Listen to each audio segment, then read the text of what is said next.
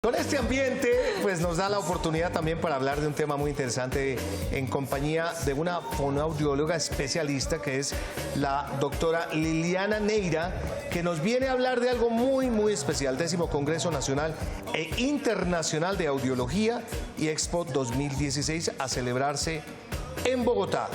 Doctora Liliana, bienvenida a nuestro programa, ¿cómo está? Bien, muchas gracias. Bienvenida, por la invitación. Bueno, ¿de qué se trata exactamente este congreso y el público en general, cómo puede participar? Bueno, pues el congreso es un congreso que se celebra anualmente. Este es nuestro 10º congreso. Es especialmente dirigido a profesionales en fonoaudiología, especialistas en audiología, otorrinolaringólogos y todos aquellos, digamos, interesados en el área de la audición, el cuidado de la audición. En este caso, este año nos convoca el tema de vértigo, de procesamiento auditivo central y de pues, todo el cuidado de la audición en general. Estamos invitando también a toda la población que está interesada en el cuidado de la audición. En especial, el día 10 de febrero tenemos un precongreso en las horas de la tarde, de 2 a 4 de la tarde, que es para todo el público. ¿Dónde? En el Centro de Convenciones AERI, en la 116 con séptima. Sí, correcto. Para todo el público que está interesado en saber más sobre el cuidado de la audición y la relación con la comunicación. La pérdida de la audición, doctora, y algunas enfermedades, ¿por qué se presentan en los seres humanos específicamente? Hay muchísimas razones por las que se puede presentar una pérdida auditiva. Una de las más importantes en la edad adulta y joven es la exposición a ruido, por ejemplo.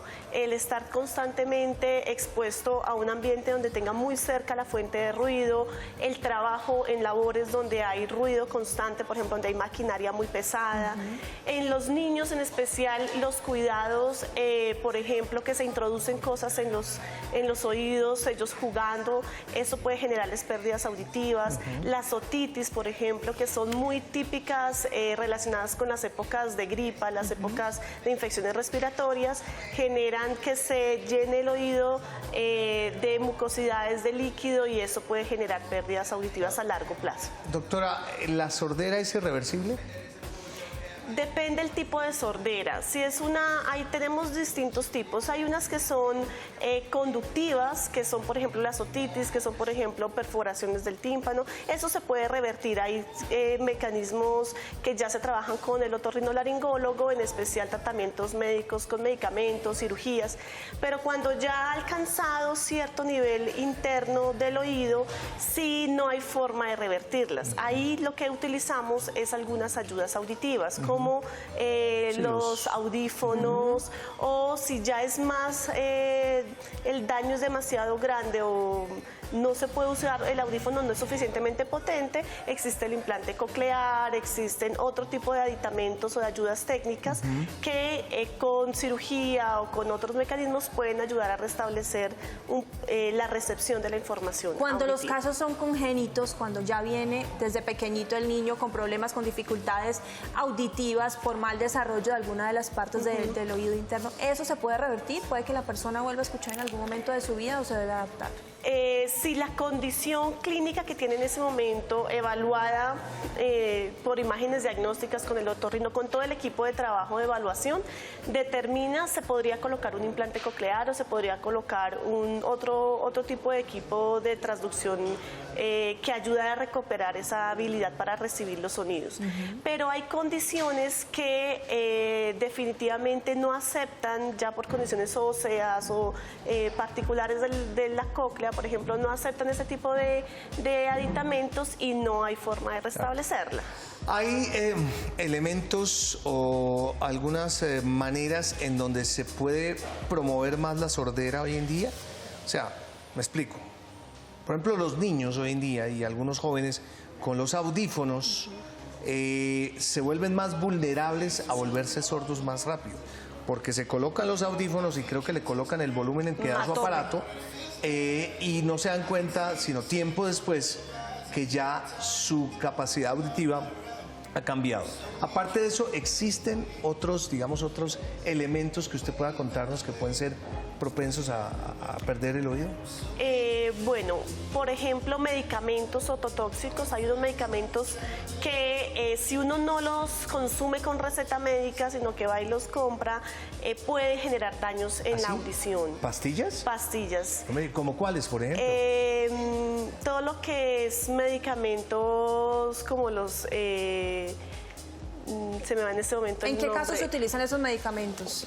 Por se siente ejemplo, algún dolor? no. Digamos que en medicamentos que se usan para enfermedades crónicas, Sí. enfermedades reumatológicas, enfermedades autoinmunes, que la ¿Pueden tener persona si no consecuencias está en el oído? bien medicada y si no está bien con seguimiento puede me tener diga. consecuencias O auditivas. sea, por eso es importante que la prescripción médica sea puntual Sea y como es. dedicada. Y ¿Qué más? tomarlos en la medida y en la dosis Claro. que el médico formula. ¿Qué otro factor?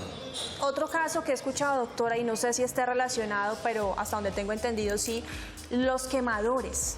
¿Los Esos qué? quemadores para bajar de peso, para quemar grasa en el cuerpo que se toman en pastillas.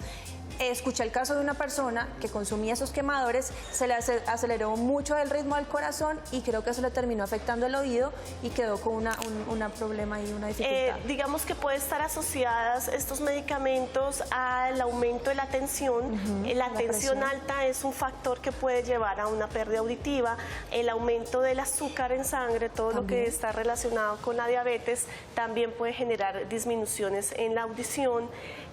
Y si hay algún medicamento que no regula adecuadamente eso o altere la dinámica del organismo, también puede generar daños auditivos. Hay veces que el famoso tema de la cerita en los oídos, la gente por tema un poco de estética y de pronto de aseo, entre comillas, le gusta quitarse la cera y Sí. quitársela con copitos o buscar algún tipo de forma, y creo que no es nada No conveniente, es ¿no? adecuado, no, cualquier objeto que se introduzca en el oído va a dañar y a lacerar el conducto auditivo. En el conducto tenemos unas vellosidades que nos ayudan a sacar la cerita. La cerita no es mugre, no es suciedad, es una forma natural de nuestro organismo para limpiar las impurezas. Y si nosotros empujamos con el copito, Claro, laceramos. pero hay Entonces- gente que sobresatura un poco cera, digamos que hay Sí, gente que genera tiene dulce más cera. exactamente. ¿Qué pasa ahí? ¿La glicerina, por ejemplo, es válida o no? Sí, se puede usar glicerina carbonatada en goticas. Hay en ese momento algunas empresas que venden gotas especiales para limpiar el Pero oído. su recomendación es cero Nada palitos ni nada. introducir. ¿Cómo debe ser nada. entonces la correcta limpieza de los oídos? Cuando de nos las orejas? bañamos, normalmente agua, jabón que cae normal, y con una toalla o cualquier otro objeto que no sea de introducir, no limpiamos Secar. la parte de afuera, Superficial. todo lo Ok. que es el pabellón y hasta la entrada. Igual a los bebés no hay necesidad de introducirles nada. El oído solito saca la cera y la acumula en la parte externa del oído. Eso es lo que nos vamos a Muy bien. limpiar. Bueno, tenemos inquietudes de los televidentes para que usted gentilmente de pronto responda estas preguntas que tenemos a continuación. Una de ellas es esta. ¿Los problemas auditivos solo se solucionan con cirugía? Bueno, no todos los problemas auditivos se solucionan con cirugía. Si es una pérdida auditiva, por ejemplo, por envejecimiento, se coloca un audífono, eso no requiere ningún tipo de cirugía, ningún tipo de mecanismo de apertura, que es lo que más le tiene uno miedo, ni anestesia, ni nada de eso. Solo si son problemas congénitos, solo si son pérdidas auditivas muy O por un profundas. accidente. Si es un accidente que requiera una reconstrucción o que requiera una enlace nuevamente de alguna estructura como los huesecillos, ahí sí va a requerir cirugía. De resto, no. Ok, doctora, tenemos otra pregunta también. ¿Presentan los problemas auditivos? ¿Cuándo se presentan los Ah, problemas la auditivos? pregunta. Se puede presentar en cualquier momento desde la gestación. Por ejemplo, una madre en gestación que sufre una enfermedad como varicela, rubiola, ya su bebé puede empezar a presentar un riesgo para que nazca con problemas auditivos. Entonces, desde la gestación hasta el adulto mayor que ya por envejecimiento va perdiendo esas habilidades auditivas. ¿Hay alimentos o medicamentos que una mujer en estado de gestación consuma que puedan afectar la audición del Alimentos no. No. Alimentos no. Sí hay unos medicamentos que se consideran ototóxicos cardiotóxicos y son médicamente pues evitan que se den a madres en gestación. Y lo más importante es que la madre en gestación esté con sus vacunas, que previamente que tenga sus controles regulares médicos, que se hagan ecografías, porque ahí se van evidenciando pues todos los posibles factores de riesgo que pueda tener ese bebé. Perfecto. ¿Otra inquietud tenemos en el programa? ¿Cada cuánto se deben de cambiar los audífonos para mejor audición? Bueno, los audífonos están variando por tecnología. Si una persona tiene unos audífonos y siente que no le están dando la ganancia, no está sintiendo que está escuchando bien, es importante que vayas al control con quien le recetó y quien le hizo la adaptación del audífono. Doctora, además que lo digo con experiencia por mi mamá, ella requiere audífonos, pero en alguna oportunidad le recetaron unos audífonos que ella decía que no oía bien, que oía de lejos, percibía mucho los sonidos, pero le molestaba. Entonces, yo no sé si es un tema de calibración o de marca, porque pues chinos los hay, y que en ese caso también puede afectar el oído de una persona. Sí, digamos que lo importante del audífono es que igual que cualquier elemento esté recetado, esté calibrado, esté adaptado adecuadamente a las características de la persona. Han salido, por ejemplo, algunas propagandas de compre su audífono. Sí, cómprelo ya. Y ya póngaselo. No es tan sencillo, porque las características de la pérdida auditiva de todas las personas es diferente. La tecnología ha variado, entonces los audífonos de las últimas generaciones tienen más filtros para el ruido, entonces no les molesta tanto el ruido. Si la persona es deportista, tiene un filtro para que el sonido del aire que pase no le moleste. Tiene realce de los sonidos del habla y disminuye los sonidos ambiente. Entonces, dependiendo de la tecnología, va a mejorar o disminuir esas características de la audición.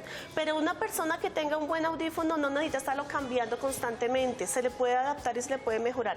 Ya si la pérdida ha cambiado muchísimo en características, que yo tengo una pérdida muy pequeña y se me volvió muy profunda, ahí sí vale la pena cambiar. Al utilizar uno de estos audífonos sin prescripción médica, sino que lo ve en televisión y lo compra, ¿puede terminar afectando más la audición? Claro que sí, es como si le subieras el volumen a un radio y lo tuvieras todo el tiempo puesto en el oído. Y acelera todo ese proceso de pérdida. Genera más daño. Así es. Más preguntas tenemos.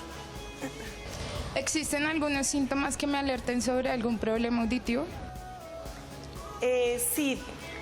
Uno de los síntomas que le ponemos poca atención es esa percepción de que estoy escuchando menos. La sensación de que voy a un sitio donde hay ruido, ya no entiendo lo que me dicen porque el ruido ambiental no me deja entender. Ahí yo puedo estar sospechando que tengo ya algún tipo de pérdida auditiva. Que voy caminando y de pronto no sé de dónde viene la información, si viene de la derecha, si viene de la izquierda, no sé de dónde viene, ahí ya puedo estar pensando en que tengo una pérdida auditiva. Que escuche pitos al final de la tarde, por ejemplo, que ya llegué a mi casa, estoy en silencio y escucho cuando uno un está en pito, silencio, es porque ha estado expuesto a ruido todo el tiempo y el sonido puede estar saturando la audición. ¿Uno escucha más por un oído que por el otro? No, en teoría no, pero sí hay un oído dominante que percibe mejor la información. Siempre tenemos un lado dominante, entonces por el oído dominante vamos a tener la sensación de que pero no tiene percibimos nada más. que ver con si uno es diestro o zurdo. Por ejemplo, el caso particular, yo siempre coloco mi teléfono Y en siempre el va al oído mismo izquierdo. lado. ¿Sí? Yo acá no. Pero usted es diestro.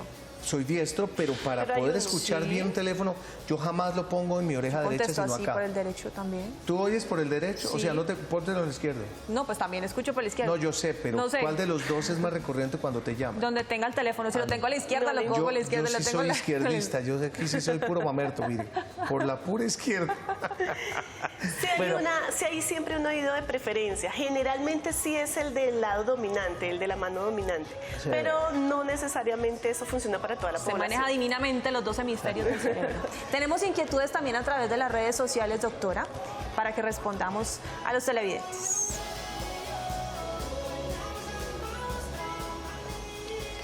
Francisco Osorio, trabajo en una empresa de metales y los niveles de ruido son altos.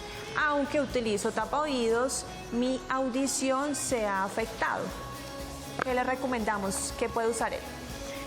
En las empresas debe haber un área de salud ocupacional donde estén valorando constantemente el estado de la audición.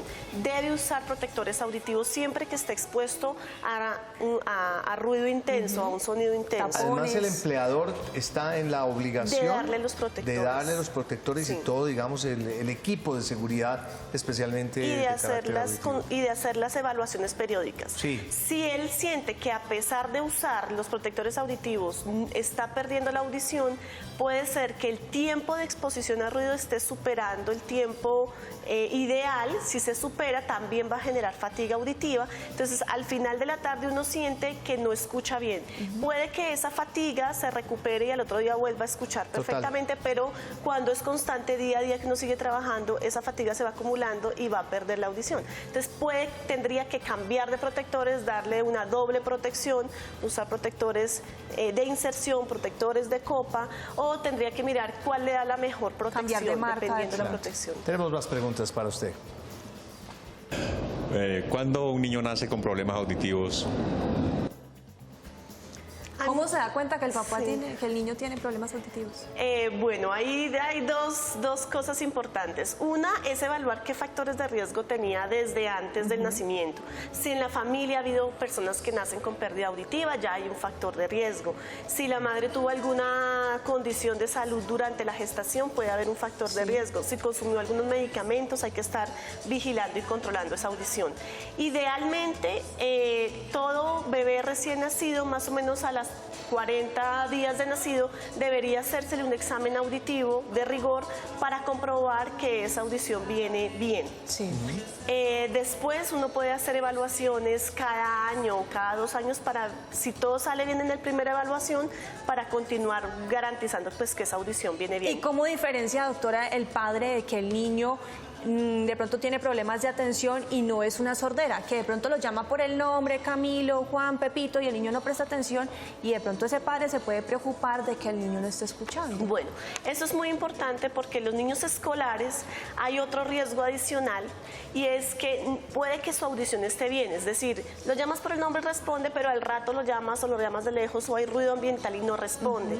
Hay otra condición, y es no necesariamente la pérdida auditiva, sino una condición de procesamiento auditivo central, donde la audición está aparentemente bien, pero le cuesta trabajo hacer, por ejemplo, audición en ambiente ruidoso, localizar la fuente sonora, poner atención a periodos largos de audición. Entonces son niños que en el colegio pueden pasar como los desatentos, los canzones, los que molestan al compañero, o piden repetición todo el tiempo y le dice la profesora la instrucción y él dice ¿qué? La profesora otra vez le da la instrucción ¿qué? Ese puede ser el niño que tiene, aunque no tenga pérdida auditiva de entrada, puede tener algo en el procesamiento auditivo central. Claro, o a veces un poco de pereza auditiva.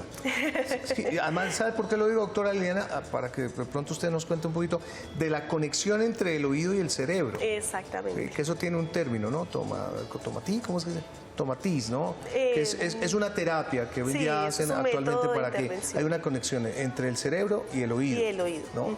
Entonces, y muchas veces, por simple pereza cerebroauditiva, la gente no oye o no quisiera oír igual.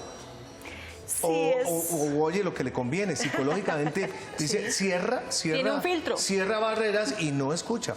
Que por lo general pasa mucho, y lo digo con todo el cariño, en las mujeres. Las mujeres oyen lo que quieren y lo que no quieren. Los hombres sí tenemos un problema de unidireccionalidad. Ustedes saben abrir y cerrar perfectamente las compuertas. El cerebro automáticamente hace una selección de lo importante y elimina, digamos, lo coloca como si fuera ruido de fondo y no le pone atención a cierta información que considera que no es importante. ¿Como en segundo plano? Como en segundo plano. Esa es una habilidad. Hay que desarrollarla porque ahí están las personas que pueden estudiar o hablar con música de fondo. Hay personas que si le ponen una música de fondo ya no puede hacer nada, ya se desconcentró, no pudo realizar la actividad, no entendió lo que le dijeron, no entendió la instrucción. Entonces son habilidades.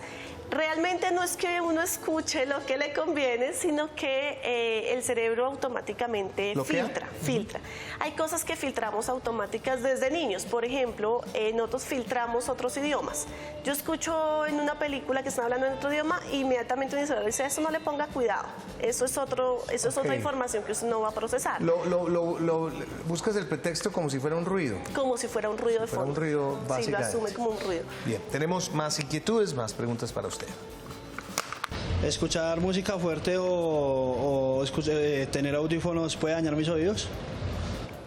Sí, definitivamente es uno de los factores actuales de mayor riesgo en los jóvenes y es estar escuchando ruido muy fuerte.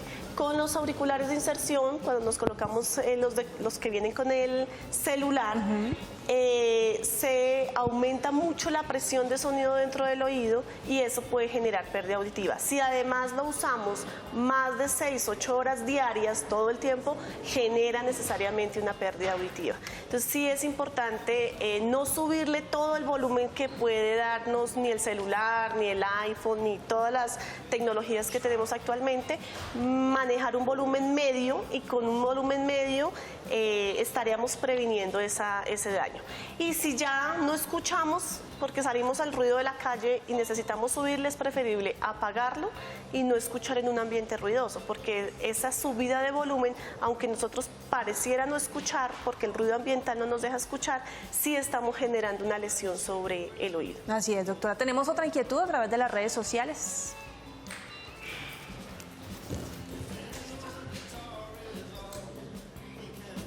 ¿Es mejor utilizar los audífonos pequeños o los que cubren todo el oído? Es mejor usar los que cubren todo el oído.